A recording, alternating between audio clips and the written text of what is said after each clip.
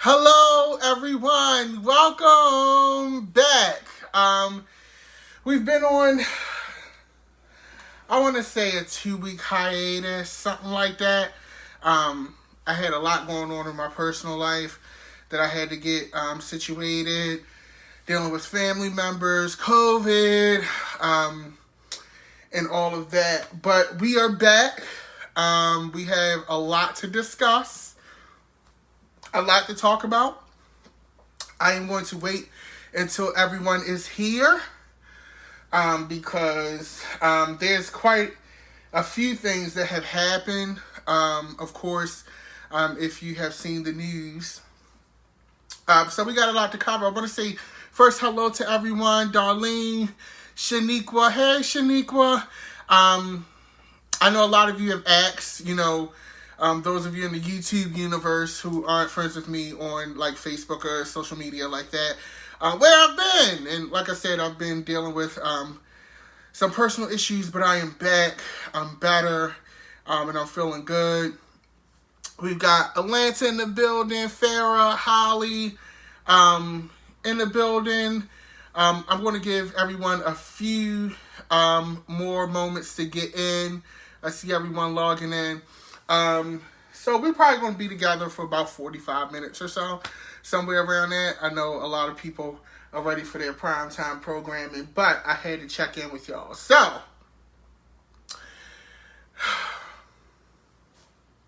we have another mass shooting, okay? The theme tonight, low-key, is kind of domestic terrorism. That's the best way that I can describe tonight's theme. And it's so interesting because, like I said, I've said previous times, we always talk about, this big terrorist threat that's going to come from the Middle East and, all of these things. And I feel like so far, especially in over the past few years, a lot of the biggest terrorist threats that we've received have been from white males. Okay, I'm not going to sugarcoat it and say, far right or activist groups and all of that, because that's just a way to not hold people accountable, right? And we're in a space and in a time where we need to be holding people accountable. So I'm not going to sugarcoat this and be politically correct to say far right enthusiasts or, Republican sympathizers and all that. No.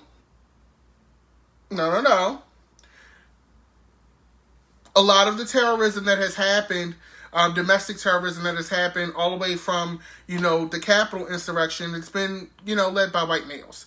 And we're in another situation where that's happened again. So, if you've been under a rock, a young man went on a shooting rampage, 3 different locations, at different Asian spas. A man by the name of Robert Long, who's only 21 years old, okay? 21. Like, first of all, you don't have shit else to do with your life, that's what you do, right? Is it that bad for you? So, he goes and he does the unspeakable thing, and he shoots up these spas, which are ran by majority Asian women, Asian business owners, and kills about 8 people or so. And the reason why he said that he did this was because he had a sexual addiction. Listen to this shit. He had a sexual addiction that he wanted to, get rid of. So that's a loaded statement. Let's unpack this, right? That's a very loaded reason, right? And I'm not trying to reason with why he did it, because you're a fucking psychopath. That's the reality of it.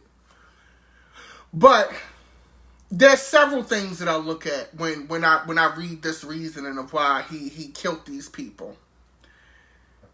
Number one, You killed minority business owners, business people, people who are running the shop. No matter what they do in that spot, that's their business. Okay? That's their business. So you targeted a minority business. But that's not even the most important thing. The thing that concerns me with his reasoning is that a woman's body triggers you that much that your only recourse, because you can't control yourself, is to kill that woman. Let's go down here. Let's go down here. Because that's a problem. And when I look at that, right, I think about all of the trans women, black trans women, who are killed and murdered because a man is so triggered by their body. Triggered by the fact that they have this urge and this attraction to a human being that they quote unquote aren't supposed to be attracted to.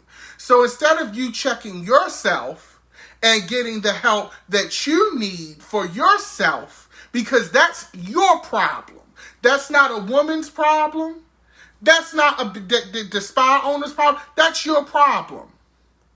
But because you don't want to accept responsibility, okay, and ownership, own your shit, because you don't want to do that, okay, you decide, I'm just going to eliminate this and go take innocent lives.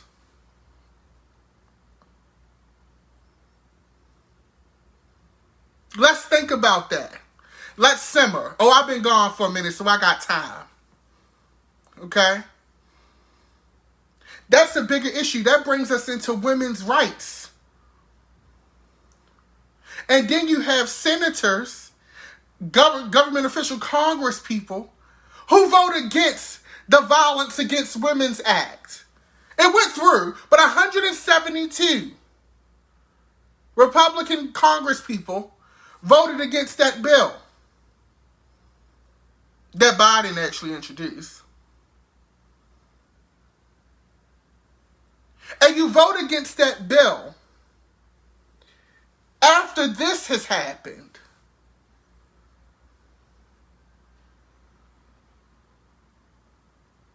Let's think about that.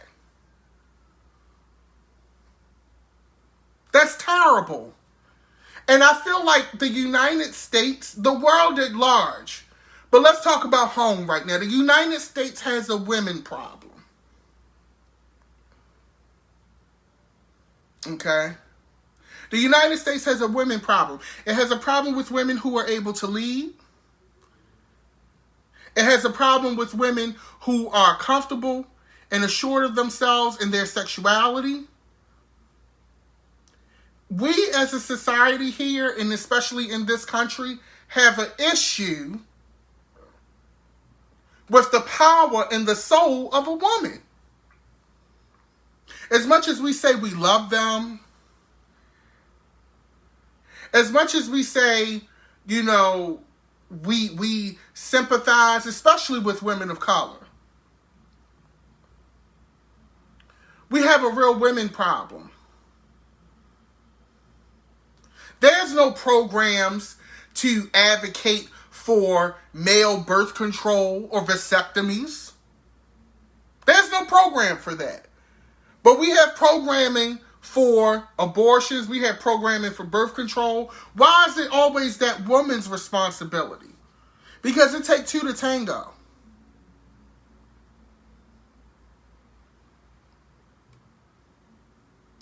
And I just feel like we're constantly dealing with this same monster, and this is a culmination of that. And the reason why he said he did it was just so toxic and loaded, and such a referendum on where we are right now.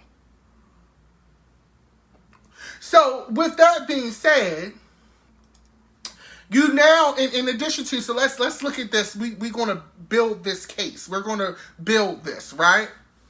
So in addition to the women problem,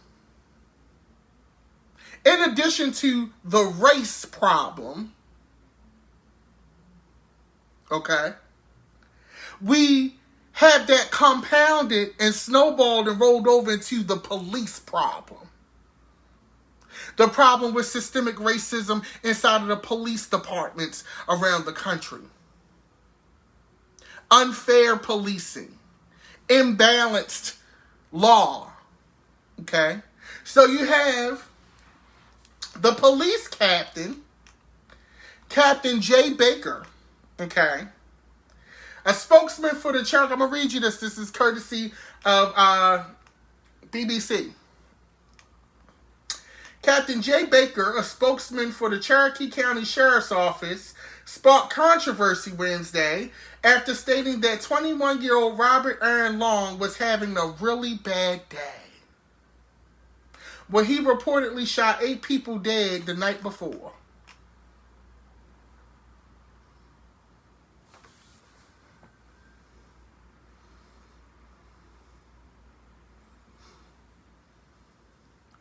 You sell cigarettes outside of the store and you're a criminal. You buy Skittles and walk home in the wrong neighborhood, you was with somewhere you wasn't supposed to be. But you go on a shooting rampage and you're having a bad day. And I'm not saying that I have all of the solutions. I'm just bringing light and giving you my take on the situation, right? So, you have the police now reinforcing this behavior.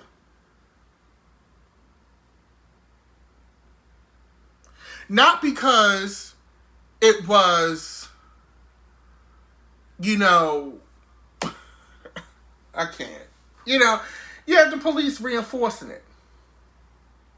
But it gets better. And this is where the institutionalized and systemic racism come into play. It's all through the department. So this same captain, okay, was on social media. He made a Facebook post last year which advertised the anti-China shirt. The post is no longer available as this writing. He deleted it, but bitch, the internet, once you put it up there, it live forever, bitch. The shirt appears to be based on the Corona beer label. So, Corona the beer. Okay. It says COVID-19 along with the subtitle that reads, Imported Virus from China. Love my shirt, Baker said.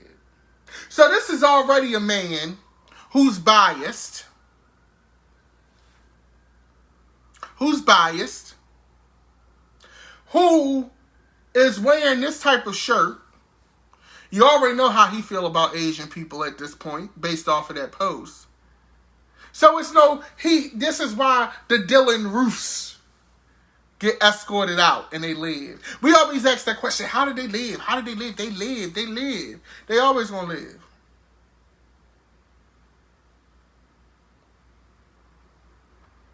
They always gonna live.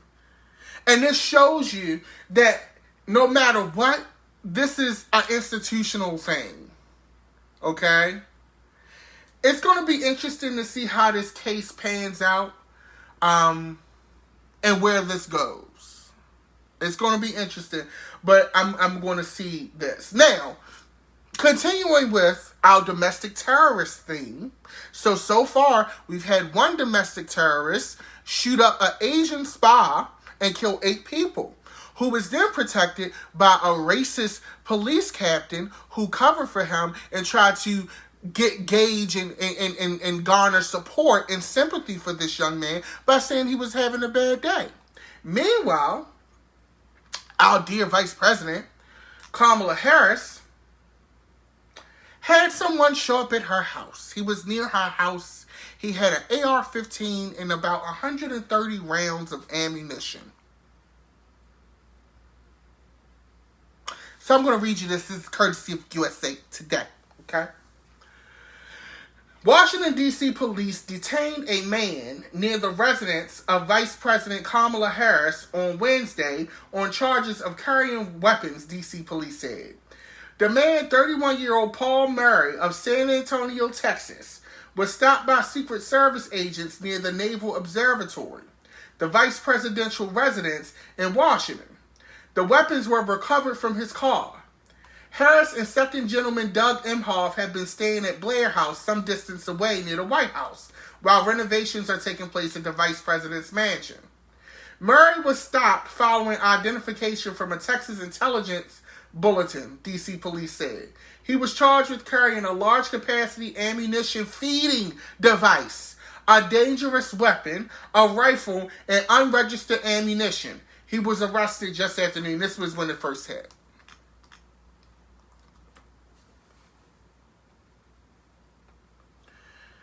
It goes, our theme of the woman problem. Okay? You see this thing, it's sad that tonight has a theme. Okay? It's sad that tonight has a theme. So, we already know what the plan was. We already know what the plan was. Okay? So somebody, I believe his mom, had the good sense to, say, hey, wait a minute. Wait a minute. my son crazy. And my thing is, kudos to DC Police and Secret Service for being on top of it and catching it. But that goes to show you now, granted, a lot of presidents get assassination attempts. There were some towards Donald Trump that we just didn't hear about. But it's just, I find it interesting that already we're having these issues. We're already having these attempts and these things happening, right? So, number one, you have an ammunition feeding device. So an ammunition feeding device, for those of you who don't know, and as those of you who probably do know, I am a gun owner and I do enjoy going to the range and hunting and things of that nature. But an ammunition feeding device basically rapidly feeds the ammunition so you don't have to keep reloading the weapon. Okay?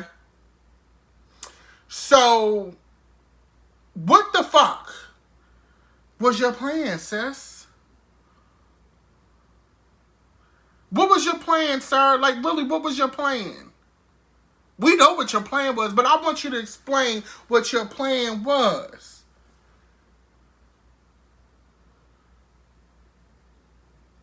Insane.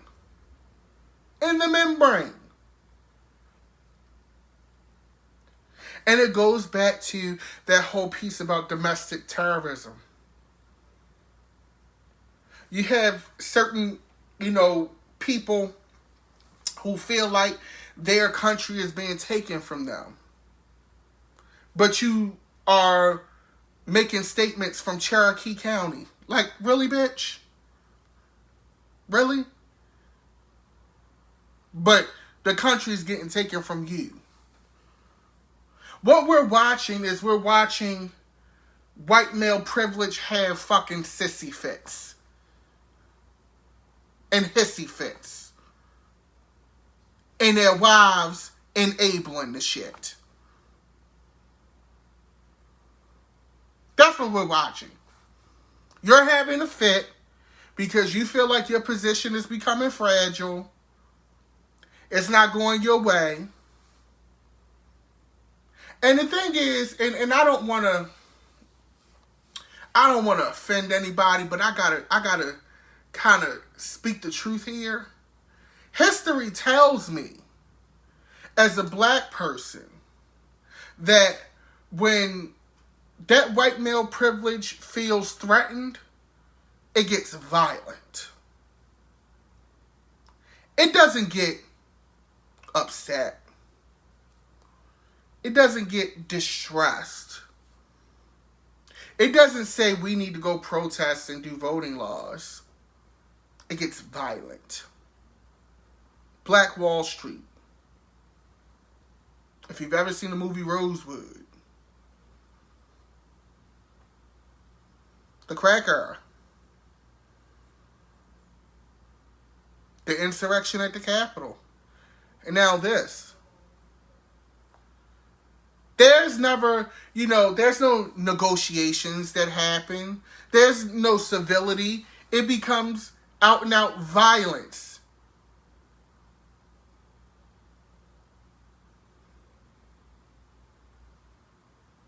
And that's why it must be taken seriously. When Dylann Roof went in that church and killed those folks, that wasn't a cry for help. That was an act of violence and an act of rage. And we need to understand that. Better yet, let me rephrase that. We don't need to understand that. The whole country, the rest of the country needs to understand that.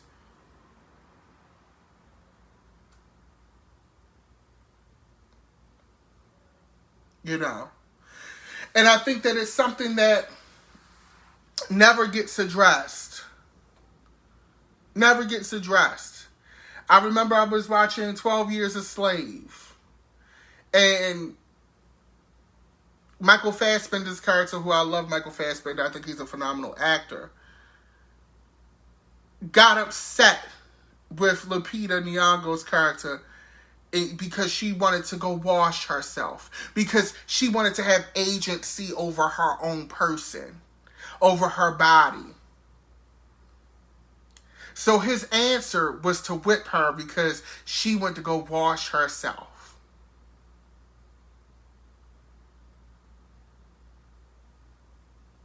Somebody mentioned the MOVE movement. The city of Philadelphia bombed a block in the middle of the city.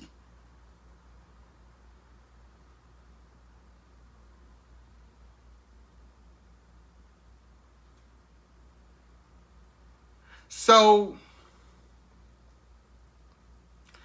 it's interesting. It's just interesting to see how these things are handled. Am I surprised? No. I want to be clear here. I'm not sitting here acting like I'm so, distraught and I just can't believe it. Because the real problem is I can't believe it and I almost didn't flinch. Okay? I almost didn't flinch. So, when you ask me, as a black man in this country, why I feel the need to be aggressive, or why I feel the need to make sure that I am armed, or make sure that I know how to protect myself, make sure that I know how to survive, that's why. Because I know that at any given time, the civility, the red tape, the processes can all go away. And history tells me that at nighttime, especially in a certain time in this country, we could all be hanging from trees.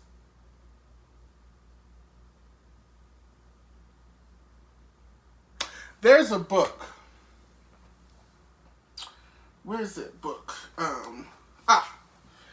From my bookshelf. I love a good book.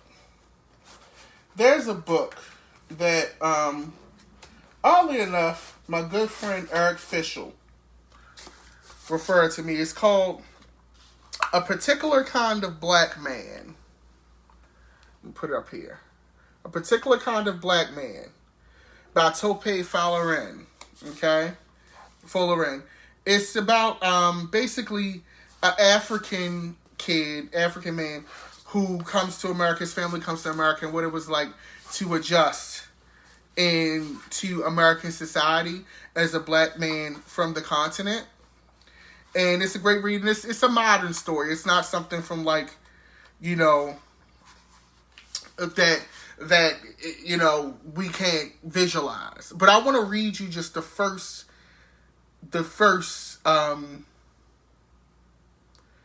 page. If you just go down the rabbit hole with me, I want you to hear this first page because I thought it was so powerful and it ties into what we're dealing with right now. So, this happened in 1987, between 87 and 88. She told me I could serve her in heaven. She accompanied me to school each day. School was about a mile away and a few hundred feet into my truck. Just as my family's apartment building drifted out of view behind me, she would appear at my side. I don't remember how she looked. Memory often mauns a generic figure in your place. An elderly white woman with frizzled gray hair, slightly bent over, a smile featuring an assortment of gaps and silver linings. I do remember her touch. However, it felt cool and papery, disarmingly comfortable on the hottest days of fall. She would often pat my head as we walked together, and a penetrating silence would cancel the morning sounds around us. I felt comfortable, protected somehow in her presence. She never walked all the way to school with me, but her parting words were always the same. Remember, if you are a good boy here on earth, you can serve me in heaven. I was 5 years old. Her words sounded magical to me, vast and alluring. I didn't know her. I barely knew her name. But the offer she held out to me each morning seemed far too generous to dismiss lightly. In class, I would think to myself about what servitude in heaven would be like. I imagined myself carrying buckets of water for her on streets of gold, rubbing her feet as angels sang praises in the background. I imagined that I'd have my own heavenly shack. I'd have time to do my own personal heavenly things as well. How else would I get into heaven? One day I told my father about her offer. We were talking about heaven, a favorite subject of his, and I mentioned that I had already had a place there. I found someone to serve, I said. What do you mean? Dad smiled warmly at me. I felt his love. I repeated myself. Daddy, I'm going to heaven. And how are you going to get there? I told him about the old lady, my heavenly shack, the streets of gold. My father stared at me a moment, grief and sadness surging briefly to hit the surface of his face, and then anger. He leaned forward, stared into my eyes. Listen to me now.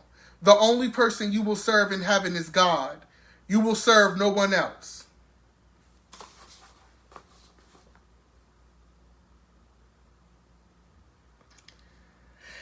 And the reason why I read you that is because, A, I think this book is amazing. But also, too, that is the ideology that we're facing. That woman raised somebody with that ideology.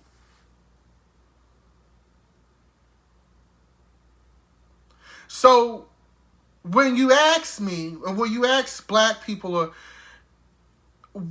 why they feel the way that they feel, or why they have the apprehension that they have, it's because people like that have raised a generation.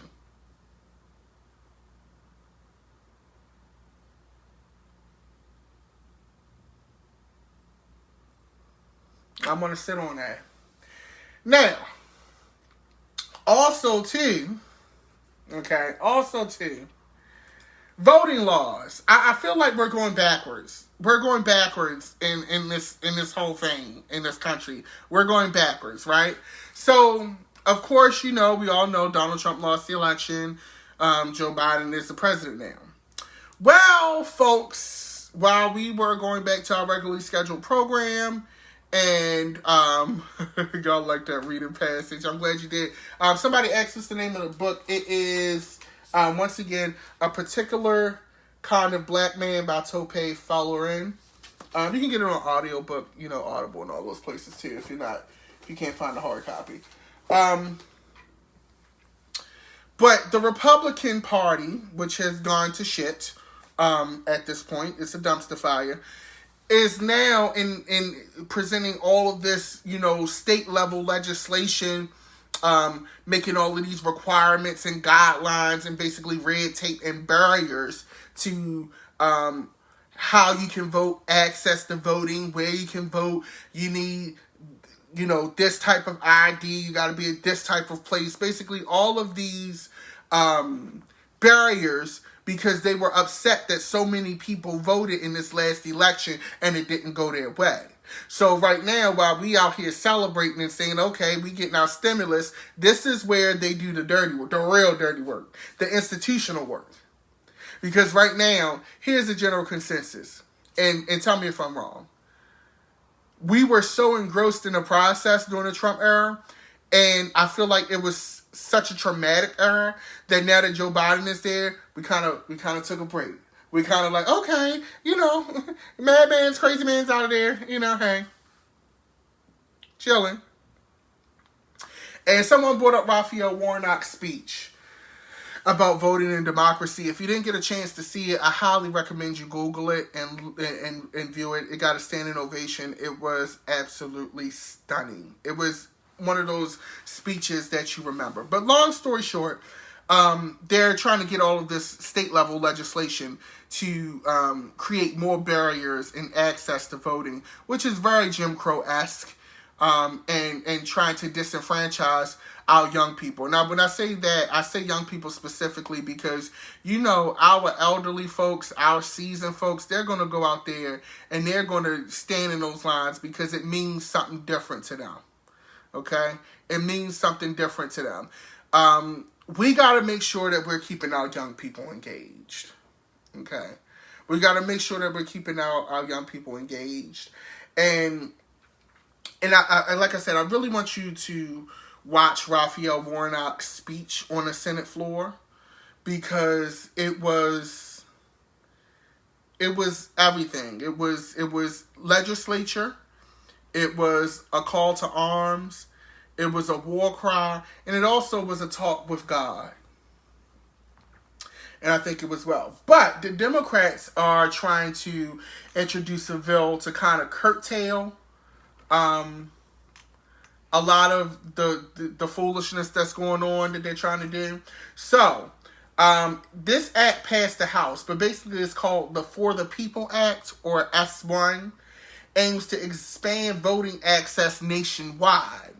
So Democrats have said the legislation would improve accountability and transparency in Washington, while Republicans have argued the legislation limits political speech and represents a federal power grab that Democrats are advancing in an effort to gain advantage in elections.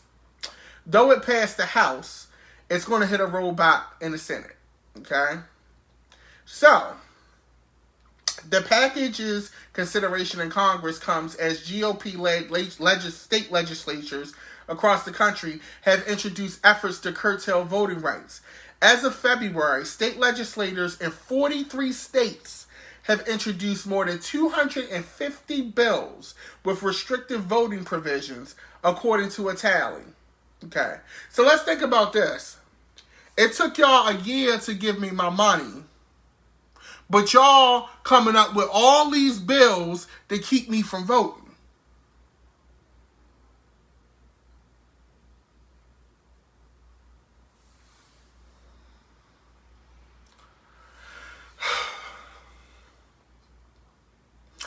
Here's the thing. When we're facing an issue here, because also too, you had 12 Republican congressmen who voted against giving the Medal of Honor, Medal of Freedom, one of those medals, to the policemen who helped protect their ass during the Capitol insurrection.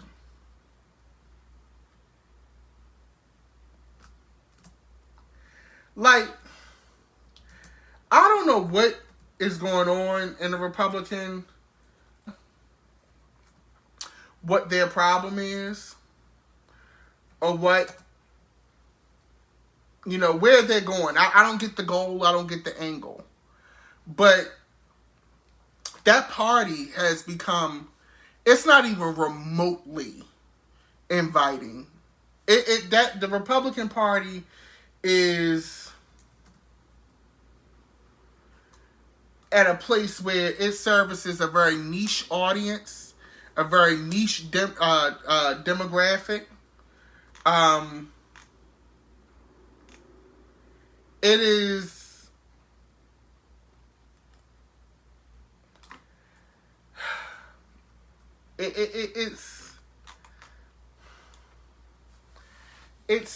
it's crazy.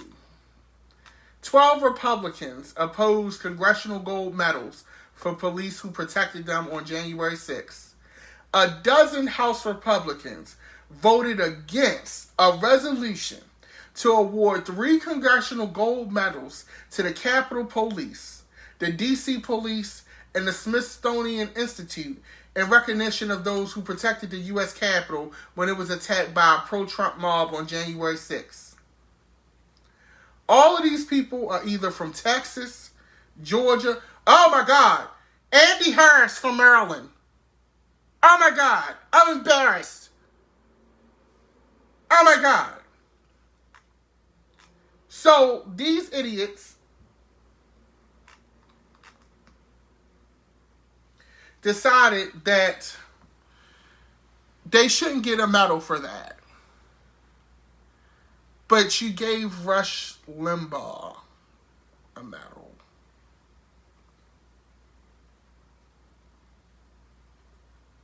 And somebody pointed out, AK in the chat pointed out, I thought they loved the police, bitch. I did too. But I guess they're not going to give them a medal because of Eugene Goodman. It was a black man who, came through and made that power play and, got to escort folks up in inaugurations and things and be sergeant at arms and things. Okay? So, the Republican Party at this point, I don't know, I don't think it can be saved. They voted against the Violence of Women Act. They voted against giving the Capitol Police, which one lost his life, of getting the medal. At this point, the Republican Party is just trash. It's just trash. It's no sugarcoating it. I don't think, at this point, if you are Republican, I can't rock with you. I can't. I can't rock with you. I can't rock with you. Okay? But yeah, man, it's crazy. Also, too, for those of you who got the COVID vaccine, stop sharing your vaccine cards, okay?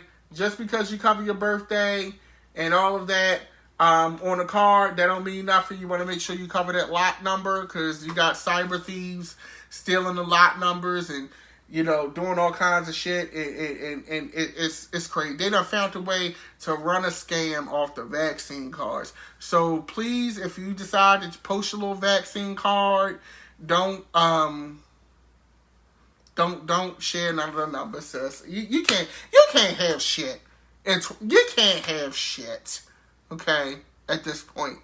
But with that being said, I want everybody to have a great weekend. Television this weekend is about to be on. We got the Justice League Snyder Cut, which I know is going to be trash because I'm a Marvel head. I know it's going to be a dumpster fire, but I'm going to watch it anyway. You got Falcon and Winter Soldier dropping late tonight. You got the Real World reunion.